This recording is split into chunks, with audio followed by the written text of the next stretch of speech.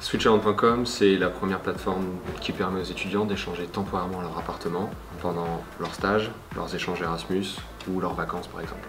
Brièvement, comment ça marche? On peut déposer son annonce et indiquer son voyage ou ses critères de voyage. Ensuite, on va rechercher les critères correspondants avec un étudiant qui veut venir chez nous. Et ensuite, on va envoyer des messages à des membres pour, une fois qu'on est d'accord, réserver un échange d'appartement et échanger son appartement pendant ses vacances. Fabzat, c'est une société qui fait des produits dérivés pour les jeux vidéo.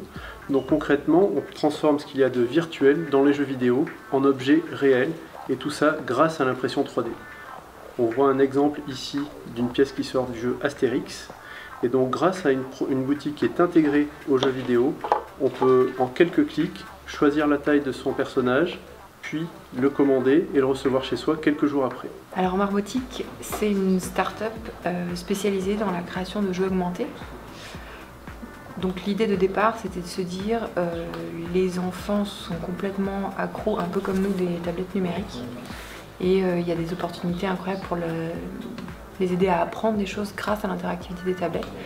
Mais c'est dommage de perdre le lien avec le jouet physique traditionnel qu'on a tous eu étant enfant. Donc on a créé des jouets en bois, comme celui-ci, qui interagissent avec la tablette tactile. Donc on garde le meilleur des deux mondes, le meilleur du traditionnel et le meilleur du numérique. Jelomoncampingcar.com, c'est une plateforme dédiée à la location de camping-cars van aménagés entre particuliers sur le mode de la consommation collaborative. Là où hier, des personnes qui souhaitaient louer un véhicule s'adressaient auprès d'un loueur professionnel qui allait forcément leur louer cher, uniquement du samedi au samedi, et uniquement quelques modèles.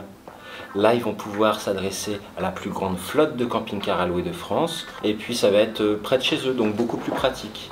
Surtout, ça va leur coûter de 30 à 50% moins cher qu'une location conventionnelle.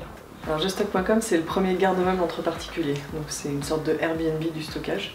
L'idée, c'est de mettre en relation des particuliers, pour certains qui sont propriétaires et qui ont de l'espace, et d'autres qui sont des locataires, qui ont besoin de quelques mètres carrés pour stocker leurs affaires. On a intégré la cité numérique pour garder la dynamique de partage et d'émulation qu'on avait déjà dans l'incubateur de la région, à savoir l'auberge numérique. Ça préfigure ce que va être la cité numérique du futur, dans 2 ans.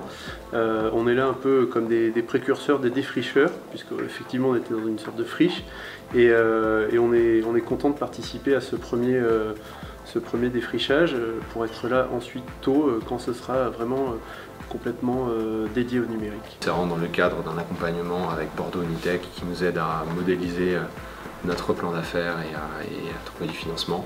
Parmi les avantages d'être à la cité numérique, il y a aussi l'accompagnement de Bordeaux Unitech qui nous ont bien aidés pour ficeler notre business plan, le retravailler, à la fois compétent et humain. Franchement, on a bénéficié de plusieurs types d'accompagnement. Ces personnes nous ont aidés très grandement. On a un vrai fait pour l'architecture de l'Allemagne de l'Est des années 70. Et quand on a vu le bâtiment, on a craqué tout de suite.